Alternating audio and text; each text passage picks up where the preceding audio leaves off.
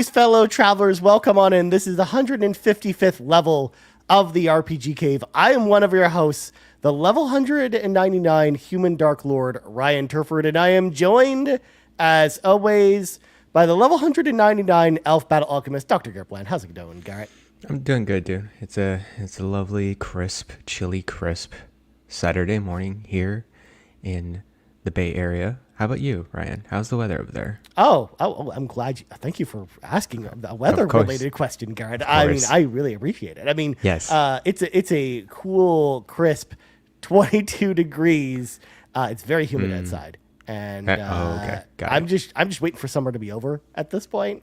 Isn't it like the first day of fall or something like that? Yes, but it doesn't feel like fall outside. It still feels like it's still like just muggy summer. Is the humidity like suffocating you right now? Yes. I mean, my allergies are feeling it like it's nobody's business. Didn't you used to live in Texas? Where in Texas? I used to live in Houston. Yeah. Okay. So you still got humidity like crazy over exactly. there too. But I mean, I remember going to Dallas and other places being like, oh, this is so much better. It's so much better than it Houston. is. Well, Dallas is like very temperate, but very flat. Right. There's like not much going on over there. Austin's pretty cool though. It's a pretty cool area. But yeah, exactly. But yeah, I haven't been to Austin since I was a kid, so like I don't even really remember anything about it. We should take a carpool gaming trip to Austin. There we go.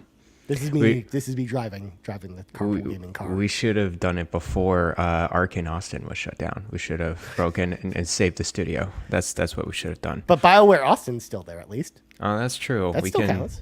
What are they doing? Are they just supporting Dragon Age? I mean, I think they're still working on the Old Republic. Oh, okay. We could just hang out with them. Yeah. See how it goes. They're doing stuff over there. It's fine. There's like many cool studios in Austin, like smaller studios too. I would have to look them up again. There's one, man, it was like coming from, the movie type of video game that's coming out soon. I would have to look it up again. Like a licensed game? It's not a licensed game. It's with Matthew McConaughey in it.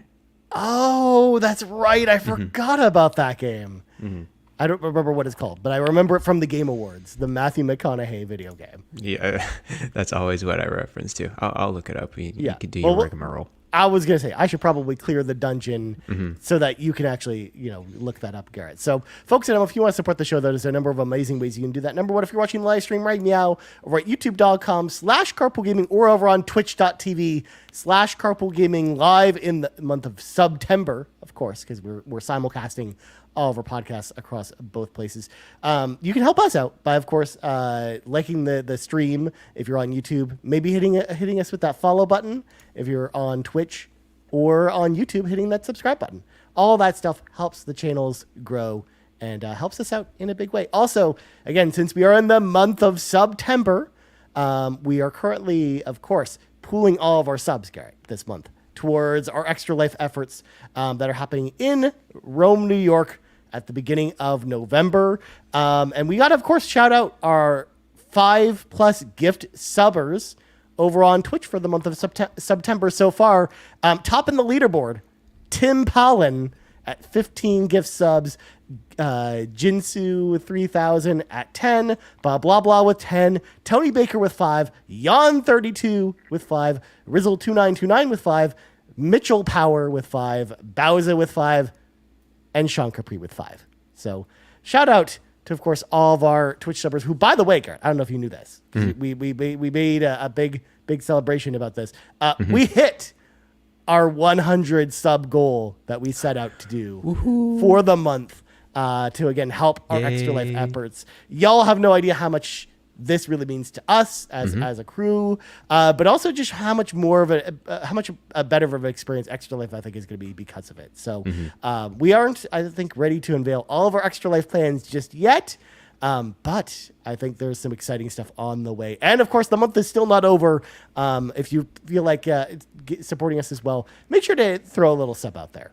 Even if you want to just use your Prime sub. If you got Amazon Prime, you got Twitch Prime, which means you can just subscribe for free. So that definitely helps as well.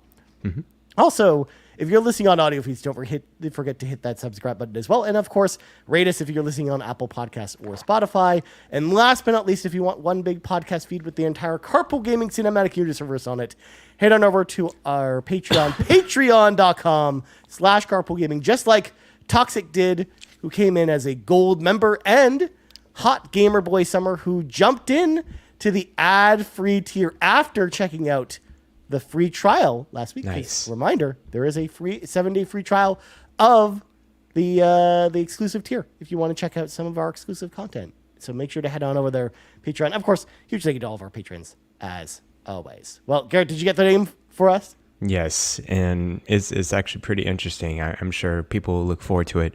Archetype Entertainment. That's the studio. Made in 2019. The parent company is Wizards of the Coast, apparently. Oh, that's interesting. And they're bringing a next-generation story-driven sci-fi RPG. And these are the people who... there's some developers from BioWare, from 343, so it looks like a big type of cinematic AAA video game that they're kind of developing. So be on the lookout. It's called Exodus. That's the game. Okay. Yeah.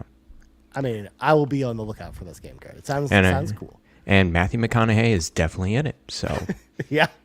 I mean, how Check it often out. do we get to say that about any video game? You I know, right? Yeah. Is he in other stuff? I'm sure he is, right? I mean, he's in other movies, Garrett, but I don't know if he's been... I don't think he's been in a video game before. Oh, really? Okay. I mean, also, I'm trying to think. I'm trying to rack my brain, because we've had many, many licensed games over the years, Garrett. I don't think there's ever been a licensed game that was licensed based off a Matthew McConaughey movie at all. I can't recall either. No. Or if there was one that I just don't know. But he's I would have not loved like... an Interstellar, you know? Yeah, well, I was going to say, there's no Interstellar video game. There's no Dazed and Confused video game. Like, there's just not a lot of Matthew McConaughey video games, you know? Yeah, that's true. All right. All right. Well, Garrett, speaking of all right, you got three things for us? Well, okay, I'll fill that gap as one thing because I couldn't come up with a I'm third cool with thing. one thing. It's fine. Oh, okay, cool. Thank you so much. Second thing, I've been waking up super early the past week. It's been killing me, Ryan. Oh, my God. This new job is like, hey, you got a meeting at like 7 a.m. I'm just like, why do you want to do this to me? What? What company wants to have meetings at 7 a.m.? What is going on here? Well, they got some people in Europe, so they want us to meet. Okay. You know, it's like, oh, yeah, here's the new people. Now meet the team, meet everyone, introduce yourself like 20 times so everyone knows you.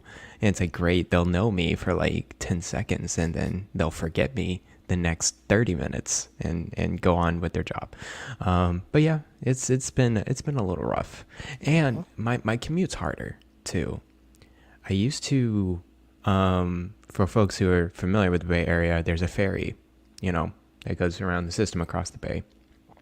I used to be able to go straight to the ferry to my old work building pretty easily. This new one, not so much. I have to go through Bay Bridge traffic. Oh, no. In the morning. And for folks who don't know, Bay Bridge is the connection between San Francisco and Oakland. And in the mornings, they're just terrible. 6 to 9 a.m., the drivers are ruthless. And I haven't seen anything like this in my, entire driving lifetime. It's bad. Don't ever try to. I mean, it just sounds like Toronto traffic to me, because that's what people are like here, especially that early in the morning. So you drive to work though, right?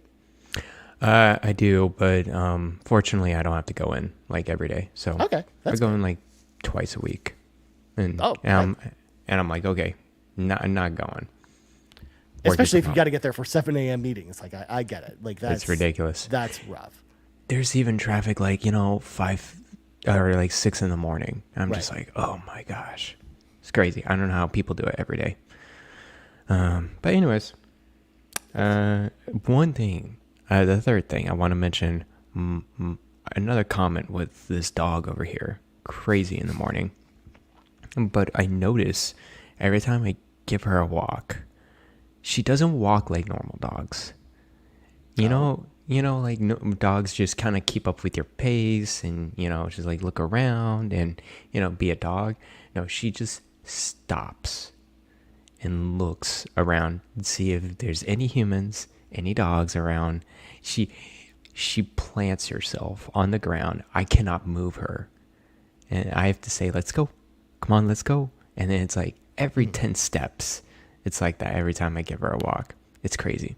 Maybe I have to train her a little bit more, but I think it's some sort of attention seeking, I don't know, order type of deal. Mm-hmm. Or maybe she just likes to look around. Maybe that's just a thing. Like, because she loves people. Like every time I used to walk my former roommate's dogs. One of the two of them, like the smaller dog, would do that kind of thing, what you just described, just all the time. Where they'd be like, oh, well, actually, we should just stop right here and just look around.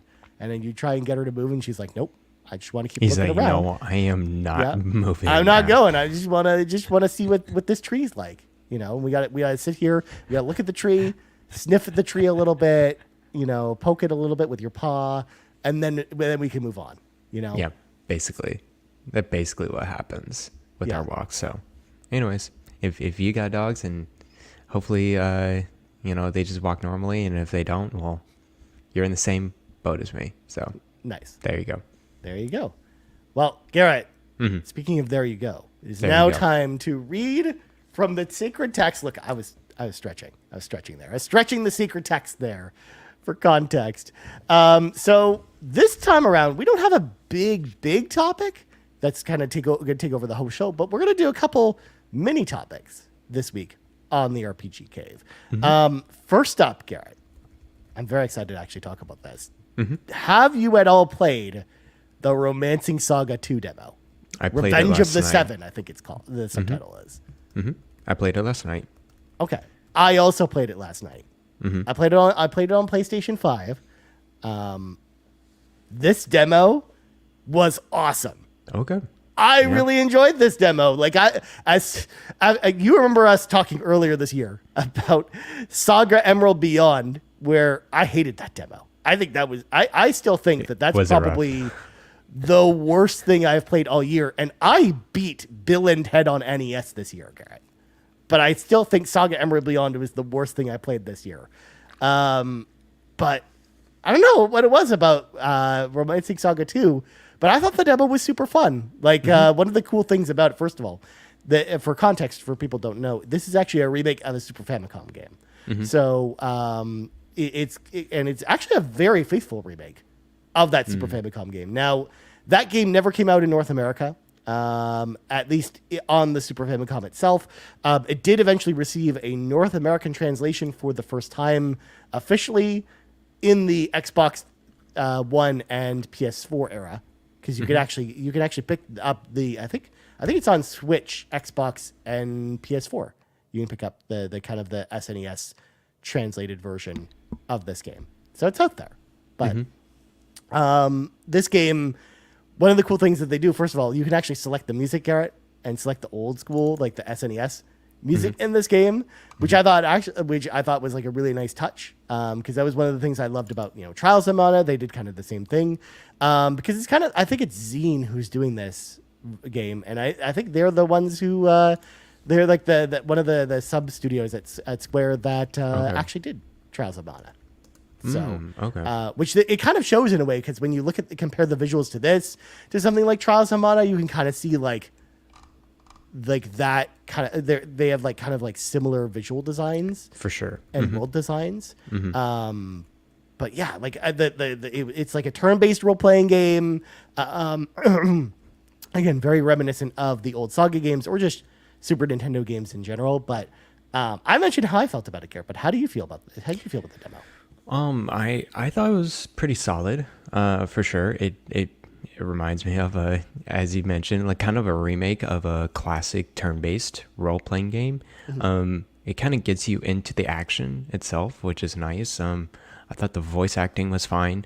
I played it on Steam Deck, and it ran really well. Like I had no issue, 60 frames, and I just go through all the battles.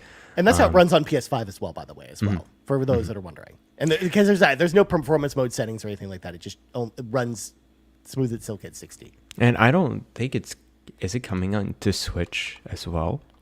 I thought it was. Maybe. Oh, yeah, because it got announced during a Nintendo Direct. Right. That's how we got the announcement of this game. No, that makes sense. But yeah, no, I think it's a pretty interesting. I'm trying to think more of just the battles in general.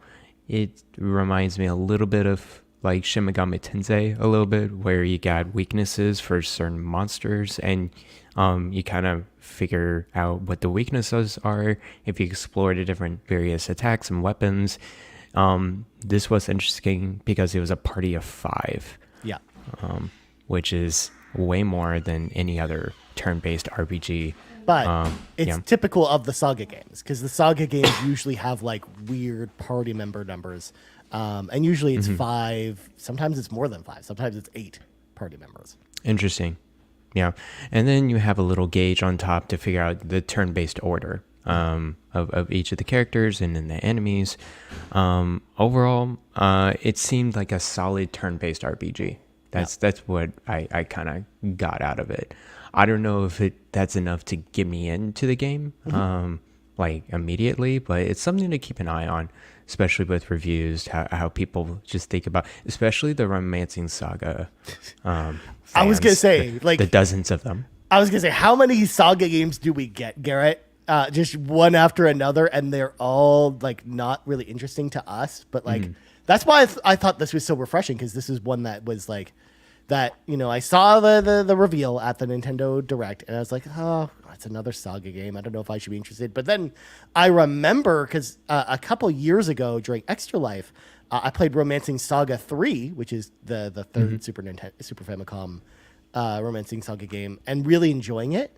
So I was like, okay, well, if I know Romancing SaGa 3 is good on Super Famicom, then there's actually a pretty good chance that Romancing SaGa 2 is also probably a pretty good game. So I was hopeful that maybe, just maybe, this was the game that would make me want to play a Saga game, and turns out, yeah. The demo, first of all, the progress from the demo actually carries over to the full game. So if you do check out the demo and you like it and you pick up the full game, you don't have to start from scratch. And yeah, like I am way more interested now in this game than I ever was before. I'm still, you're right, Garrett. Like we did our RPG roadmaps last week, and like I don't, as we talked about, I don't think I have room for this game for this year.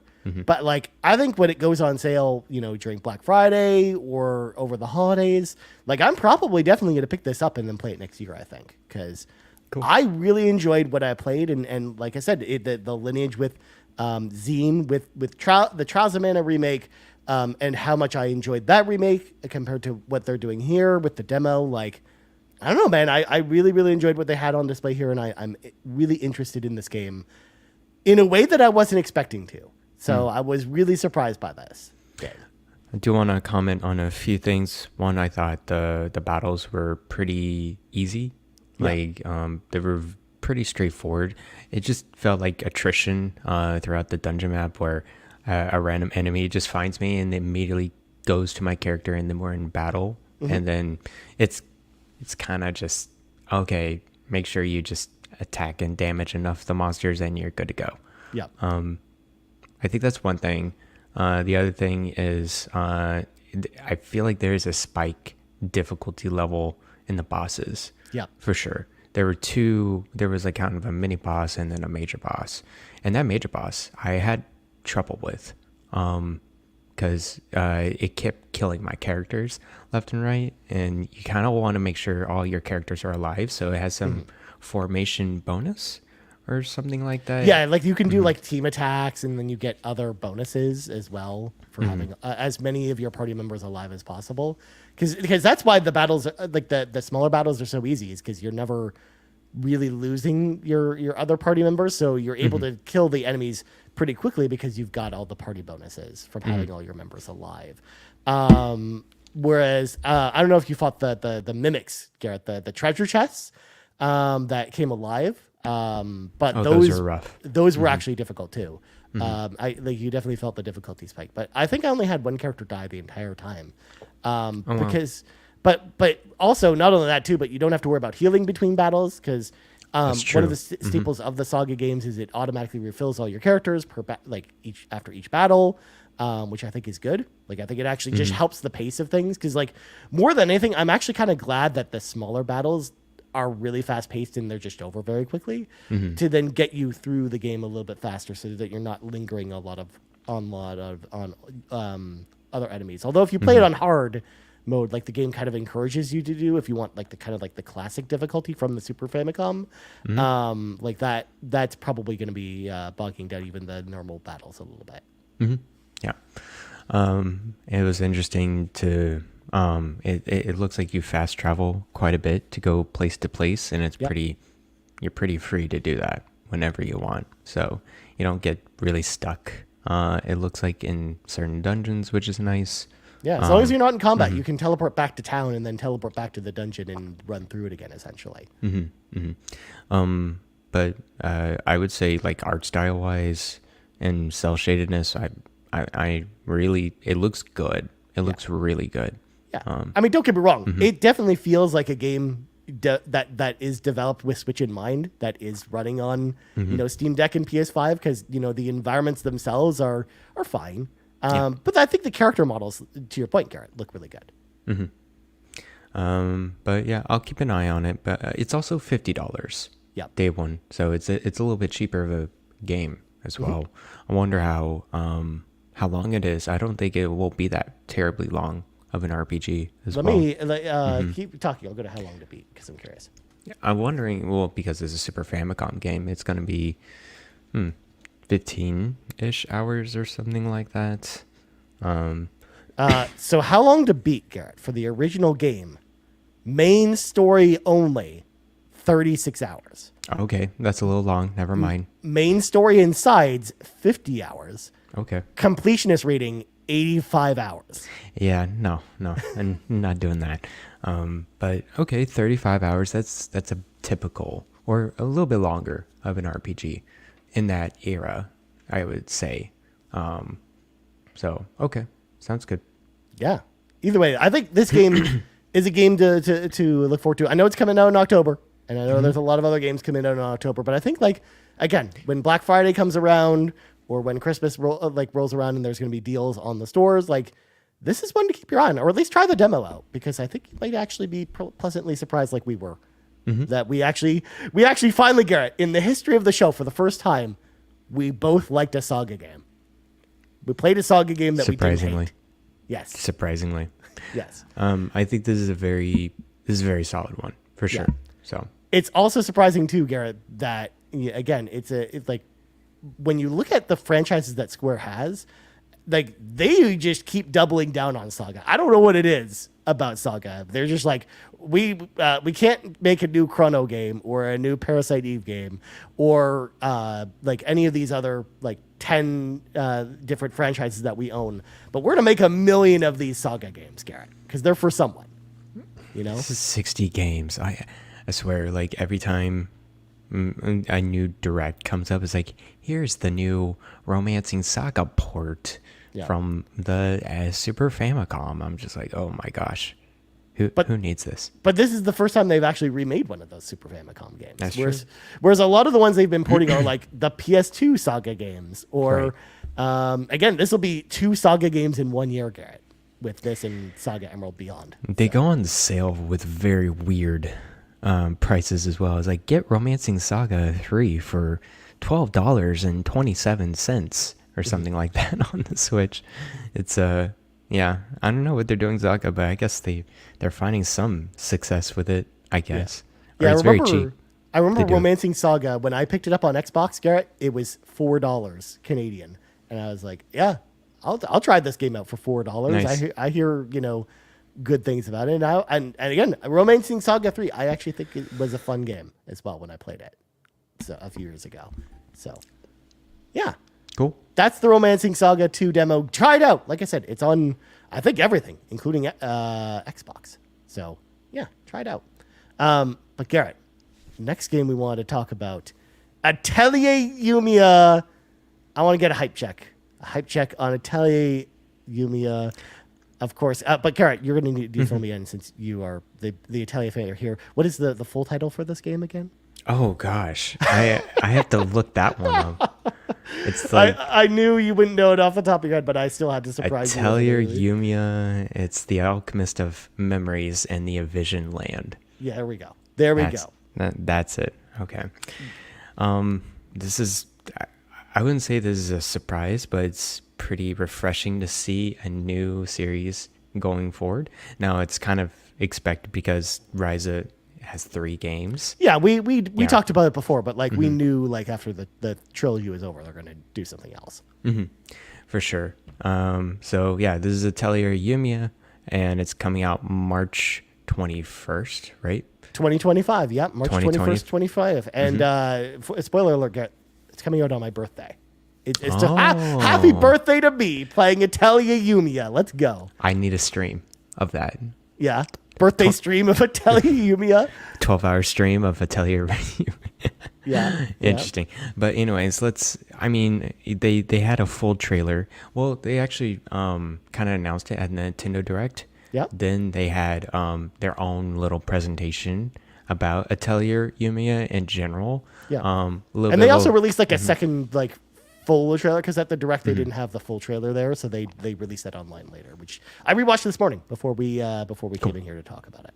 Yeah, so they have a fuller trailer. They have like kind of a gameplay combat reveal type of deal. It looks like it looks like an evolution from the previous Atelier Ryza games. It looks way more freeform in a sense that it's, you're not going like, oh, here's a dungeon. You're going to explore that dungeon. You're going to gather resources and you're going to come back. It looks very fluid where you can kind of go back into the city, kind of go back out and explore, which I thought was pretty neat. Yeah, it sounds like just a big like open world kind of take on the Atelier games. Because I think, if I remember from Ryza correctly, I think they were more like open zone in a way. Like Yes. it was never like an open world game. Exactly. Yeah, you just travel dungeon to dungeon, and Atelier games are like that too in general. So I thought that was pretty neat. I think the combat looks very different. Yeah. From Ryza. Now Ryza is a turn-based. Well, it's kind of like action a little bit, but it's a turn-based role-playing game in terms of the combat. But this is way more action involved. It reminds me more of like Xenoblade than anything else, where you got some automatic attacks going on, and then there's slow motion going around the monsters. There's a lot of magic, but also guns now involved into this game. Of course, you got different companions. I was gonna say you have a lot of party members in this game. Like that's one of the things I noticed right away was like how many more party members you have in this game versus the previous game. It's about the same number. Initially, though, Atelier Ryza only had like 3 or 4 characters, side characters. It looks like straight in you get all of them or something like that. But yeah, no, the combat looks refreshing. It looks action-based, and it reminds me, I think they're really getting a lot of their inspirations from 2 things. Pokemon Legends Arceus is one of them, I think, and I also think Breath of the Wild. They have this kind of, I don't know, that foresty but futuristic aesthetic going on with this game. At the same time, I see the Pokemon Legends type of approach to combat, where you kind of like approach a monster and then you do some action. It's like, okay, you're in battle and now you're gonna do some action combat with a monster, which was pretty neat. Exploration looks pretty similar to previous games as always. I think a little different is that your staff is also a gun, and so you can like shoot around. Yeah. I guess you shoot a tree, you get some wood. Well, I mean, that's how you harvest all the materials to synthesize, Garrett. Yeah, pretty much. So at least there's that. And then I think another big thing in this game, separate from the previous ones, is the building. So it looks like you get to build houses and build your stuff wherever you want. You can never do that in Atelier Ryza. It's like kind of a fixed spot and you do your thing. So for you home decorators out there you go. That's a new option. And then of course you got the synthesis. So that's pretty traditional Atelier mechanics. It's like, hey, use all these different resources, and then you get this unique item in there. It looks like a completely different alchemy synthesis type of thing. They do that for every game though. The one thing that struck me with it, Garrett, was that I always like, I don't know what it was about the previous Atelier games, but I always found like the synthesis in a lot of the other games to be a little more complicated or complex. And like for a big dum-dum like me, it seemed like it was a little bit harder to get into, especially with, again, some of the older Atelier games. Whereas this, with what they showed, I felt like it just seemed like it was a much more streamlined system, and it seemed like it was much more approachable this time around. It looks like it directs you to what you want to do with the synthesis route.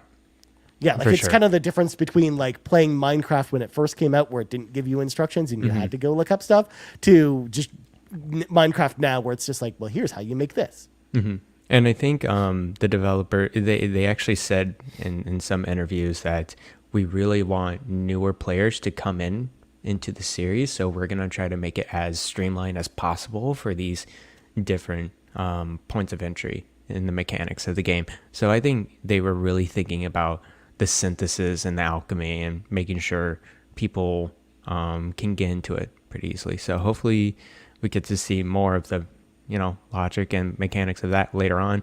I hope, I'm sure it's going to be super far in depth still, as of course, Atelier games always are. Story wise, it looks like it's a little different than previous games, where you're Yumia, who is the new Atelier person. Looks like it had some trouble past with her mother or something like that. Well, her mother was accused of basically blowing up a city using alchemy, essentially. So like she's kind of like being watched by this like agency that wants to make sure that she's not this evil alchemist or something out to destroy the world. Well, and also alchemy is taboo in this world apparently as well. Apparently the natural disaster caused by the mother destroyed kind of the whole empire in a way. And then now, I don't know. Now she needs to go on another adventure.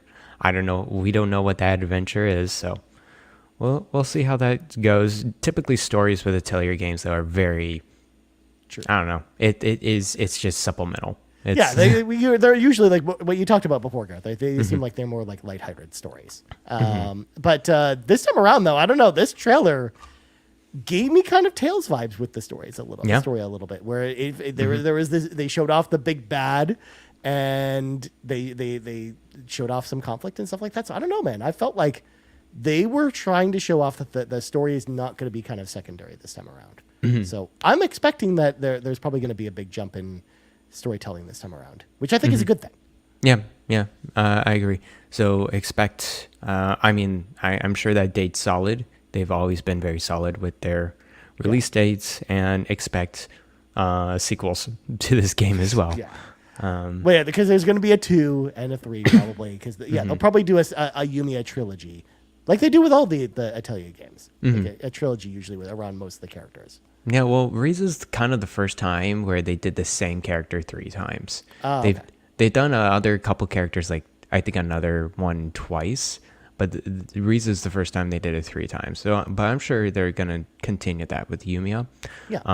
Also, it is coming to Xbox for the very first time. An Atelier game is just, that's insanity. So we'll see how that goes. Are you gonna play it on Xbox, Garrett? I'm actually tempted, just to show support on Xbox. I do play a lot on my Xbox, but I don't know. I do like playing handhelds, so I think just the more developers are starting to learn, especially Japanese studios, that like even if the Xbox audience isn't huge, the amount of resources it takes to put into developing an Xbox game, they're going to actually make more than those resources would cost simply to just put the game on Xbox and have it sell the limited number of copies it's going to sell. Like I think that's like that Square learned that lesson I think very quickly with 7 Rebirth and Final Fantasy 16. They've talked about that in interviews, and I feel like a lot of these other Japanese developers are starting to learn that lesson too. So I think we're going to see like this be just a more common thing now, where Japanese developers' games will be on every single platform they could possibly be on, even For sure. Xbox. Yeah, and you have to realize that the lowest common denominator is Switch. Yeah. It's not Xbox. So I'm sure it's pretty well. It's going to take some, as you said, take some resources, but it'll be not a challenge compared to Baldur's Gate 3 or other games that had trouble. Oh yeah, it's going to run on Series Xbox. S. If it can run on the Switch, it's going to run on Series S. And actually, by the time this is out, Garrett, you never know. They might announce a Switch 2 version at some point too. That's true. It wouldn't surprise me because it's so close to maybe a Switch 2 release. We'll see how that goes. But anyways, Atelier Yumia, be on the lookout for more trailers. I'm sure they'll do more. I think it looks good. It looks very well made. I was to say, like, Garrett, I really hope, because they did this with Ryza, and I hope they do this with this game. I really hope that they do a demo for this game. Yes. One, because I think it would really sell people who are maybe new to Atelier, who haven't jumped in, that maybe that brings new people in, especially if you're going to Xbox for the first time. Like, I think that's a way to kind of get people to try the game and then see that they like it and then hop in. But I'm also saying this from my own selfish greed at this point, Garrett, because I'm cautiously optimistic about this game. I've never gotten into an Atelier game before, but I've seen enough where I think this could be the one that gets me to actually play through one of these games to its conclusion. So, because I've tried Ryza a couple times, and I don't know what it is about that game. I've just never really gotten into it. Maybe it's because I'm starting with the first game and not just starting with 2 or 3.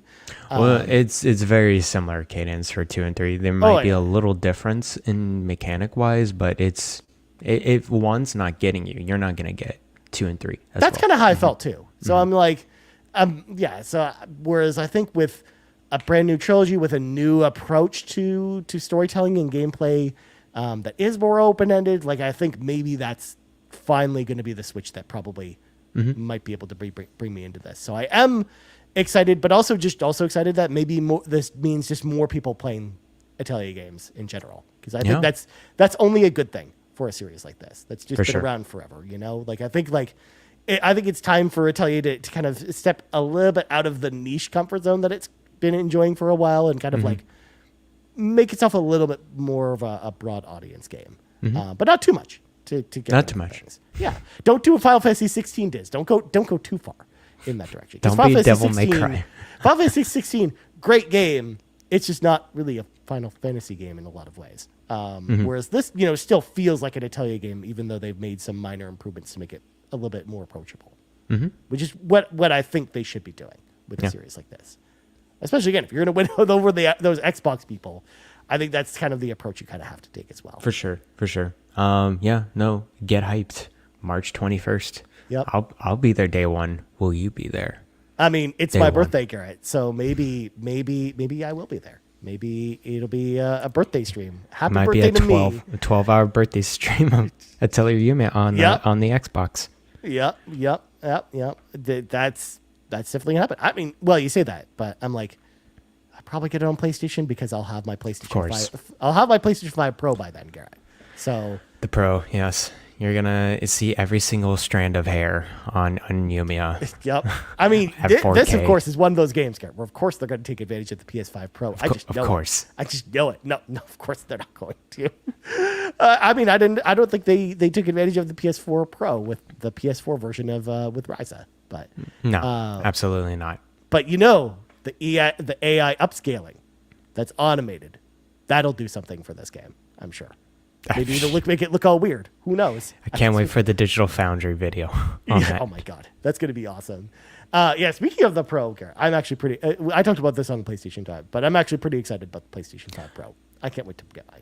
What do you think about the new anniversary stuff? I love it.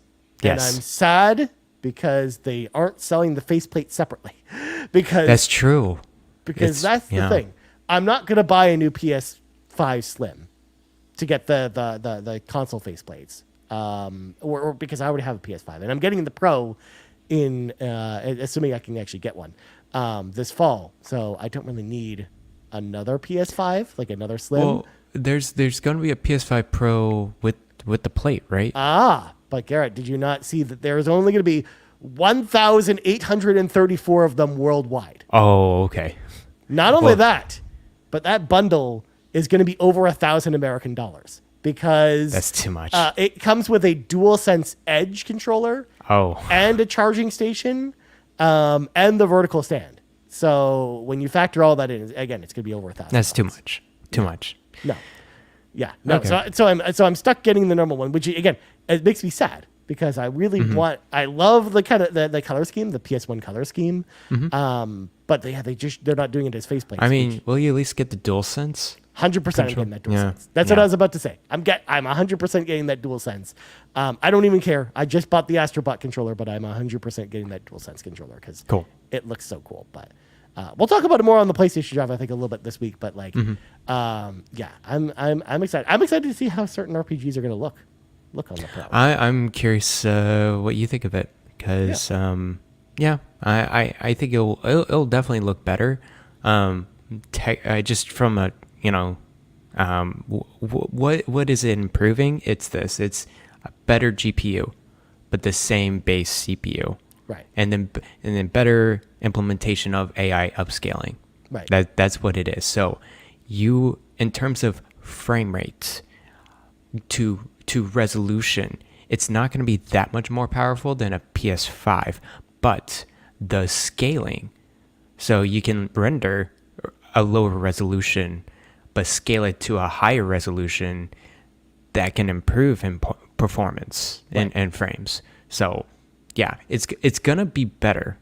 It's just how well that upscaling is gonna be is really the question. And I think that's gonna vary between game by game. Like we kind of saw that with also the Pro support with PS4 Pro. So like especially like that auto boost that you're going to get from the AI upscaling. It's really just going to be game by game kind of dependent. And likewise, it's not going to take games that are locked at 30 and then just suddenly make them 60. It doesn't work that way either. No. But yeah, like I was someone who had a PS4 Pro and saw like over the course of the life, like I really felt like that investment was actually really worth it over the course of the PlayStation 4's life. So I think with the Pro, the PS5 Pro, I think it's going to have something similar happen, which is all I really am asking for with that. So, yeah, but that's that. Also, Garrett, real quick, I want to touch on a message, a tweet that you posted in our Discord about Atlas director stating that Metaphor ReFantazio is just as long as Persona 5, which you took about 100 hours to complete, essentially, which is crazy. In fact, this tweet was so crazy that both you and Ron posted it at separate times this morning in the Discord. That's how I didn't even see Ron's. Is it earlier? It's much farther up. It's lost in the sea of. See, he's at East Coast time. I'm not with you guys on the. I'm not up. What was it? What time? 5:25 in the morning. Yeah. Yep. Looking at Savoy Prime's message, which is not going to happen. It's because it was just far more data in the chat. But yeah, like I thought that was funny because we've seen some interesting reactions in our Discord to that particular message. So I thought that was cool. Man, dude, that's going to take over a lot of my year. Yeah. If it's going to be that long. Dude, I can't freaking wait that again. It's gonna be like, for all intents and purposes, it might be one of the best games. I'm glad I got it on PC so I can play on Steam Deck and then play it wherever I want. And then if I need a grind, let's say on a certain aspect or level or whatever, I can do that. And so I'll be pretty efficient with this game compared to other ones. So we'll see how it goes. This is one of those ones, Garrett, where I could not resist getting the collector's edition for, because it's the Atlas Anniversary edition of it. With not only is it give you like a cool steelbook for Metaphor, but you also have like the Metaphor art book, but also the Atlas anniversary art book with stuff from across all their games. That's so cool. As well as like a collection of soundtracks from other games, like other Atlas games and stuff. So like, yeah, like it seems like the ultimate celebration of Atlas in general, which I love in one package. So cool. Yeah, I got it on PC. I was debating. Like I was like, oh, do I get on Xbox or PlayStation or PC? I went on PC, I think, because of a GMG sale, and it got it. I got it for like $43. Damn, son, or something like that. I couldn't believe it. I was just like, is that real? Okay, let me go for that. I've been less and less a physical person in general. I think I'm to the point where even if a physical copy is less, let's say $10, $20 less, I would prefer a digital copy. And I think that's just how my brain works. It's just convenience, I think, at this point for me. No, it's one of those things where like I am very much in that mindset too. There are certain games that I'll get the physical for, but for the most part, I'm mostly digital only, with like few exceptions. Like if I'm getting like a collector's edition version of a game, then of course like I'm going to get the physical version of that, because I like to have stuff like that. I like to collect stuff like that. But like there are certain things where it's like if it's just your normal game, I'm probably not going to pick it up physically. So yeah, there's some that is like, if the cover art's really cool, I'm like, okay, I'll get the physical edition for that. But and then maybe I've been thinking about getting Shin Megami Tensei 5 Vengeance soon. Yeah, just to have it, because I know I would like to go through it again down the road. But I want the Steelbook. Yeah, that's what I really want. I'm going to tell you right now, Garrett, Canadian retailers are sold out of the Steelbook version. I can't actually get that. Oh, really? Here anymore. On Amazon, it's still for $40. Oh. Maybe I import it from Amazon USA, because that Steelbook looks awesome. And I've been thinking about that game, because like that's a game like I see on sale all the time now, and I'm like, maybe I should pick up that game and then play it sometime next year. But anyways, yeah, that's Atelier Yumia hype check for you. And then I guess the last thing is my Final Fantasy VII. Yes, progress. We need the update, Garrett. Where's the progress? What's going on? I'm at the Golden Saucer right now. I'll stop now. I don't like this place. What? The Golden Saucer is great. What are you talking about? It's got a catchy song. It's very bright and colorful. Yeah. There's a haunted house that's also a hotel. Like, what's not to like? Yeah. So, what's the best way to get these GP points? Is it the arcade games? Yeah. Oh my it's just a God. lot of grinding. Oh no. I don't know. I'm good.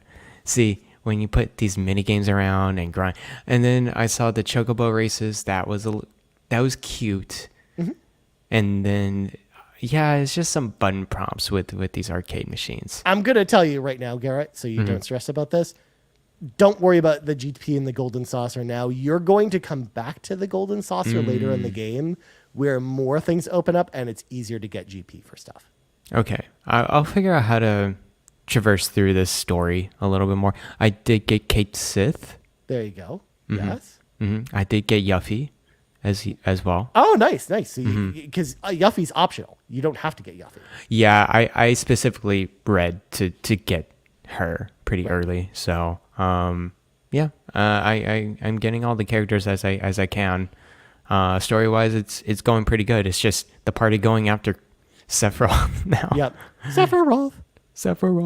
Trying to figure that out. But okay. There you go. That's my update. There's your update. Garrett finally made it to the Gold Saucer, and now he understands why there's so many mini games in Final Fantasy VII. I completely understand now. Yeah. You're just like, oh man. And Garrett, there will only be more mini games at the Golden Saucer when you come back later. See, I don't know if I have the patience or the perseverance to go through these mini games. No, to be fair, they're all optional. There's like a couple that that are required if you want to get certain things, like a certain weapon for Cloud. You have to do that, and also certain materia are only acquired through Chocobo Racing later in the game. Oh my gosh! Which again, when Chocobo Racing becomes unlocked, like that's kind of the main way to get GP later in the game. I did get Chocobo racing. No, I mean like when you race the chocobo. Oh, you actually race the Chocobo later. Oh, Yes. interesting. Okay. Yes. You yourself get to become like a jockey. I did get what was in the materia, the Chocobo summoning materia. That thing is OP. Mm-hmm. It's so overpowered. I usually took get the other summons. I got what was it? Shiva? Yeah, Shiva, yeah. Yeah. And then the other one, the fire Ifrit? one. Ifrit, yeah. Yeah. I did get those. I didn't try those out yet. They get more and more overpowered as you go through the game. But there's a reason why they like cost a lot of mana, like MP to use, because like they don't want you to obviously spam them.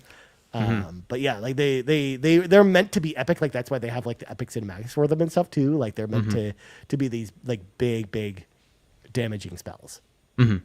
And then what else? Oh, I got stuck once, and I was about to lose the battle.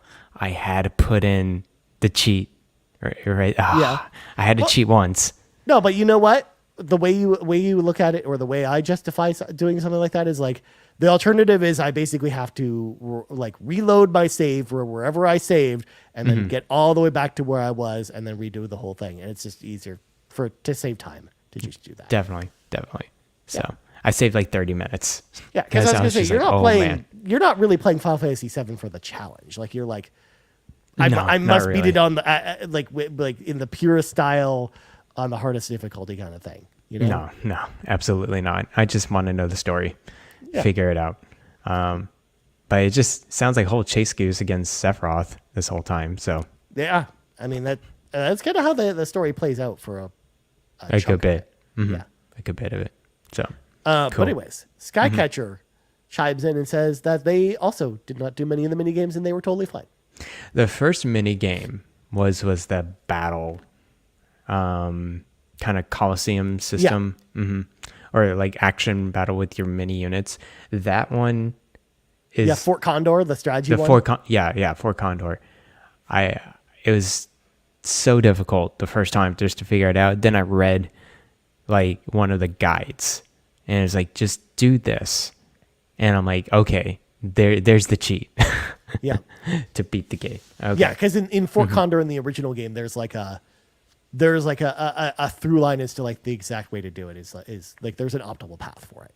And it's really interesting because in Rebirth, they bring Fort Condor back as a set of mini games that you play in the open world, and they get there's like multiple Fort Condor levels, and they get more and more difficult as you go, and it's like actually a really interesting like strategy experience in the new game. I'm sure it's well made. And that one compared to the Fort Condor here, just a bunch of polygons and triangles going across the map. I was just like, wow.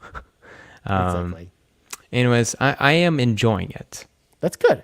I'm enjoying the story for sure. We'll see how it goes till the end. I think another thing I want to mention, Ryan, did you hear about Dragon's Dogma 2 getting an update?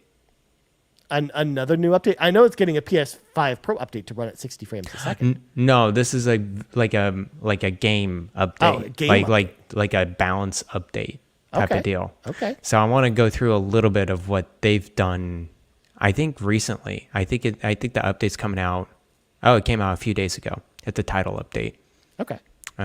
They're adding a casual mode into the game. I was looking for this. This is exactly what I was. This is what you told us literally 2 months ago. Yeah.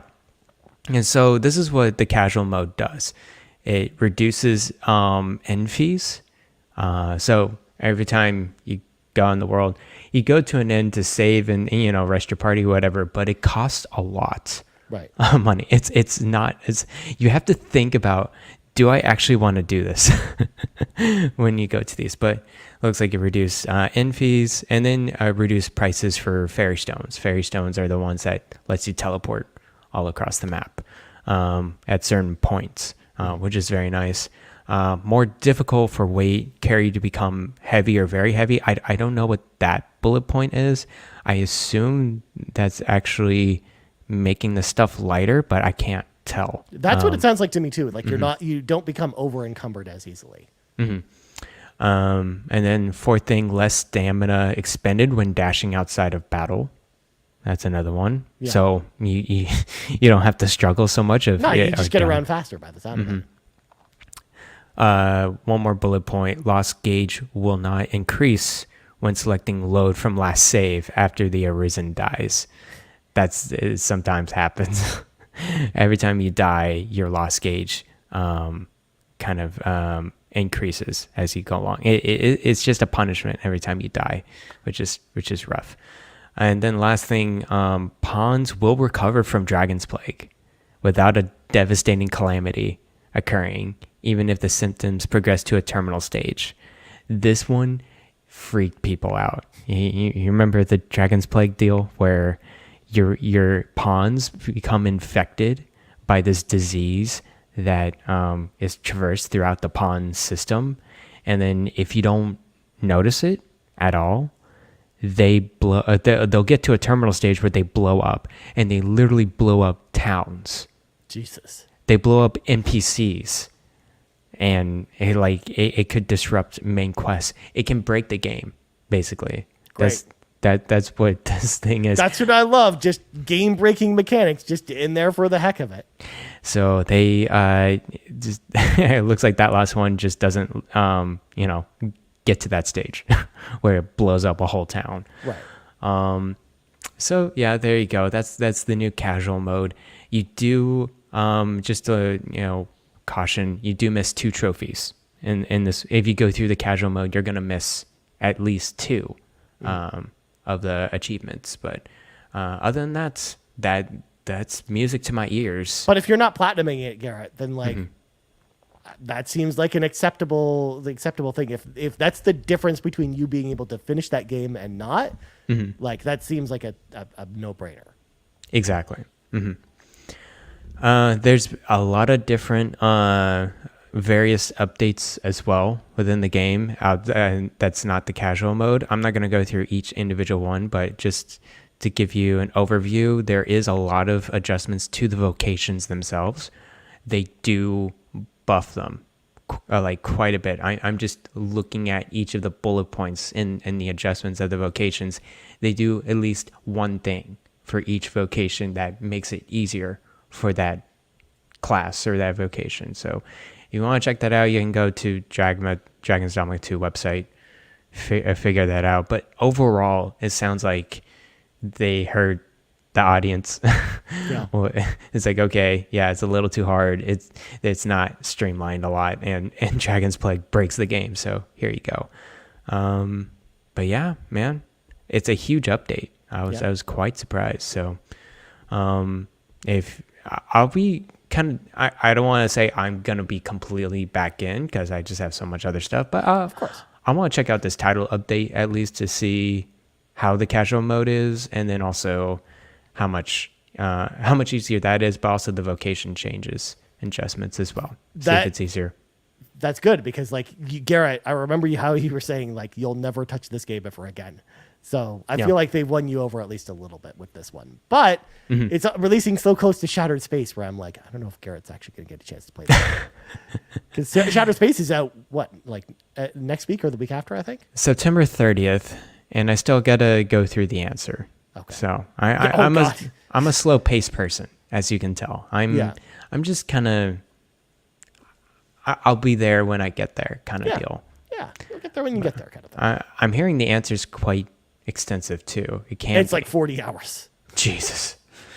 I don't know if I'll go through all that this year, but I'll at least want to dabble into it and figure out that's the answer to that DLC. So also, I love the fact too that they made DLC that when combined with the base game makes it as long as the full game as long as Persona 5 is. So people are just going to play Persona 3 and be like, oh, okay, that was nice. And then they play the answer and it's actually just as long as Persona 5. It's just daunting as that. I just need to at least beat the answer before Persona 3 leaves a Game Pass. You just need to know what the answer is. You need to find out what the answer is. Exactly. Yeah. Well, but there you go. Speaking of the answer, Garrett, we have to party up because we have one question from the NPCs this week. However, this question requires use of a visual aid Oh no. that I'm going to pull up on screen here, but I'm going to have to describe it for audio listeners. So this, of course, is the Ribble scale. So this question comes to us from Rybo. Says, utilizing the industry standard Ribble scale for RPGs trademark, because yes, Rybo has trademarked this. Who is your Mount Rushmore of RPG characters highlighted in green here? And who do you wish you had never met? AKA highlighted with the red here. So to give people, audio listeners, a gauge here, Rybo has 4 stages of the Ribble scale, different color variations. Red, which is the lowest, is the last story. Orange, which is the second lowest, Final Fantasy VII. Second best, which is yellow, Final Fantasy VIII. And then the green, the top of the scale, Garrett, Various Day Life. This is a scale. It sure is. I don't understand it. First of all, shout out to Rybo for going through the effort of putting together a scale for a question for this show. I mean, I appreciate Rybo for everything he does for this community, but especially with stuff like this, man. Holy crap, Rybo. That's a 10 out of 10 right there. Yeah. This could be a whole episode, to be honest with you, Ryan. Yeah. So Well, I mean, we only have to come up with 4 characters each. But even Okay. then, you're right. Like, if we were to do, like, more than that, it probably ended up being, a whole topic at some point. Yeah, pretty much. Jesus, Various Daylight. Look, it's a solid game, according to Rybo. You know, he claims it's very good. It's very good. But, yeah. Like, I thought about this a little bit, and I'm like... Okay. It's hard because I think I know for a fact the person that sits in the red for this is a character who I wish I never met, and that's Charlotte from Trials of Mana, the remake, where Okay. the voice acting for Charlotte is so bad Yeah, I muted that. that I wish I never met her. That's kind of how I feel. Like that's why she's kind of at the bottom. I don't want to have her. Like I wish I had never kind of met her. The orange for me, that's a tough one. Like kind of like a middling character. I think Kate Sith from Final Fantasy VII actually goes in this. Oh, really? Okay. I don't like him very much, but I don't hate him. I think he's fine, but he's also just like someone where I'm like, yeah, this game's probably like better without Kate Sith. You know, that's just kind of how I feel about him. And you'll see as you go, you play through the game, Garrett, how you feel about Kate Sith. I'm curious to know what you think about him as this story progresses. Sure. Yellow for me, like kind of second best. I'm gonna say Garrus from Mass Effect because I'm glad I met him. He's a flawed human being. He's not perfect, but I like Garrus a lot. I think he's pretty cool. And the character that I'm glad that I met. I'm going to say, this is a tough one. I'm gonna say Bastila from Star Wars Knights of the Old Republic. She's just a really great character, and she really just warms my heart a little bit. And she's kind of like the main Jedi character, and she comes off as like strict and stern at the start, but as you get to know her, she's like actually just a real softie. So I actually like Bastila a lot, and she's in the green. So Garrett, what do you think about this? I didn't know he had a very specific question with this. I thought he made a scale. No. And that's pretty much it. The power of Various Day Life is very strong, Garrett. I generally would like to think about this question, and I'll get back to you next week. How about that? I was going to say, let's save it for next week. Let's put a pin in it for now. Because likewise, I also reserve the right, Rybo, to change my answers for next week's show.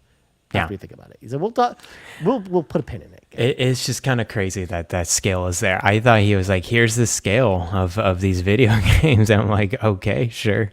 Yep. Sounds good. But no, it was a legit question. So, you know what, Rybo? It deserves a legit answer for you. So I'm going to be thinking about it for sure.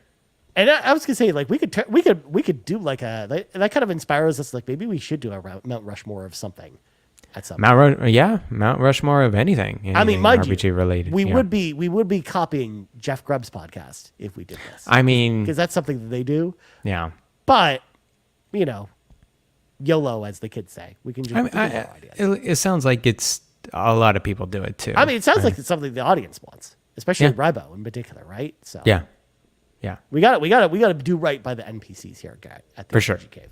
But speaking of the NPCs, it's time to wrap up the show. So let's, of course, thank you to all of our patrons over at patreon.com/carpoolgaming, starting with our ultimate producers, Jonathan Brown, the man behind the music on the Xbox Drive and the PlayStation Drive. You can find the link tree to hit all of his music over at PME, Purple Monkey Entertainment, at linktr.ee/pme.jib. And Cwagmire, who humbly reminds you that the best babes are Xenobabes, and TechMike, who says, whether you're a Kevesi or Agnian, you're a Xenobabe at heart. Heck yeah. Shout out to all of our ultimate producers over at patreon.com/carpoolgaming. And of course, make sure to support them in the way that they support us, because they're really awesome. And all the links to all their stuff can always be found in the description of our podcast. Our platinum producers, CowboyDangerD, Peje, Solo, Smokin Joe, The Captain, and Tim Paullin. And our gold members, Adam K, Anna, Awesome Dave 1337, BobLoblaw, Brad Moore, Brian Reese, Cecily Carrozza, Dan and Luma, Dannohh, Drellesh, Emmy O'Kelly, Hoppel, Jan32, Kia Savoy, Ligerwood330, OldMrFrump, Patrice Mallette, Shane Erickson, the Jiggy Collector, and Toxic. Huge thank you once again to all of our patrons over at patreon.com/carpoolgaming. Of course, if you want to hop in the car with us, head over there and choose the tier that's right for you. And now Garrett plugs go. You can follow me on Twitter at Bland Explosion, and you can find me on the Discord. I do read the messages. It's just, Ribo, I just saw a scale, and I'm like, I don't even want to read this. That's the kind of thing that was in my head. A scale with not only various day life on it, but also Final Fantasy VIII on it. Yeah, it was a little. I was just like, okay, this is obscene. Not gonna read this, but I will for sure answer your question next week. And of course, I enjoy all you folks talking out there on that Discord channel. Yes, I read all your messages. So there you go. Shout out to the Discord, by the way. Shout out to everyone over there. As for me, you can always find me on Twitter, aka X, at Ryan Turford. You also find us on X at Carpool Gaming, right here, youtube.com/Carpool Gaming, twitch.tv/Carpool Gaming Live, or of course, podcast services around the globe. So for Garrett Bland, I'm Ryan Turford. This has been the RPG Cave level 155, and we're out. Bye-bye.